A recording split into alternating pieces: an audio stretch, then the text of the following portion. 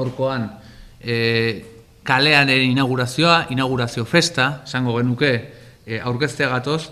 Azken finen, hemen, eta proiektu hau gauzatu izateko, zuek eta guk perkotikan atea genuen, identifikatu genitun utxune batzuk, bete zeizan dalako proiektu honen helburua, ezta? Azken finean, lau negozio, eta hemen daude lau negozioen kideak gurekin, bata eta bestea epe desberdinetan irekitzen joan dira, laugarrena irekitzear dago, baina irekitzaigun importantea zela baita batasun bat erakustea, ez? Eta ez bakoitza berea egiten jutea, baizik eta kaleak, beak, lau negozio hori esker eta etorkizunean traktore lana eginda sortuko dian besteen bidez ere, erakustea egun baten buruan izan dugun idea hori, ez? Buruan izan dugun idea hori dela kale bizia, dinamikoa, koloretuduna.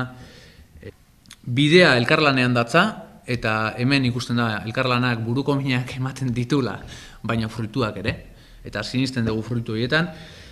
Eta, esan dakoa, helburua azken finean, herri dinamiko bizi bat, merkataritza txikiez osatua egongo den herri bat izango da, kalitatezko produktuak eskainiko dituna, kalitateko zerbitzua eskaintzen duena, eta azken finean, larun batean, hoi guztiaren isla izatean nahiko genuke kale nagusia, eta izango da kale nagusia. Artekalea izateko noski behar dira artistak, ez? Eta hemen mailan gurekin dauden, kale hortan artistan lanak erakutsi dizkigutenak, ez? Orduan, datorren larun bateako prestatu dugu programa txiki bat, nun egunean zehar, kalean zehar, ibiliko dira artista desberdinak, bere lanak eta bere trebeziak erakusten, ez? Eta horrekin batera ere, gero atxalden, garian izango dan okindegi berri hortan, atxalde guztian zehar, aukera izango da, kanpotikan ikustea, bideo desberdinak, musika eta holako gauzak, ez? Gorritibi plazatikan hasita udaletxe plazaraino, puntu ezberdinetan gonbidatu da artista ezberdinek lan egin dezaten. Orduan, lan ezberdinak ikusiko dira, egun osoan zehar, goizetikan hasita, eta gero tartetxo bat egongo da, eta gero atxalden beste batzuk jarraituko gue.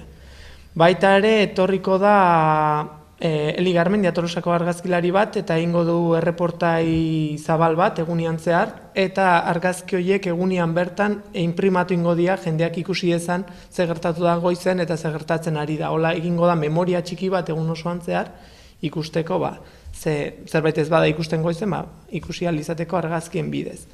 Baita ere prestatzen da bideo txiki bat egun guztiko ekintzekin, eta bideo hori baita ere erdi bat proiektatuko da garia okindegian, eta gero atxalde parte bukaera hortan ere bai botako da dokumental modura zer gertatu da egun osoan zehar.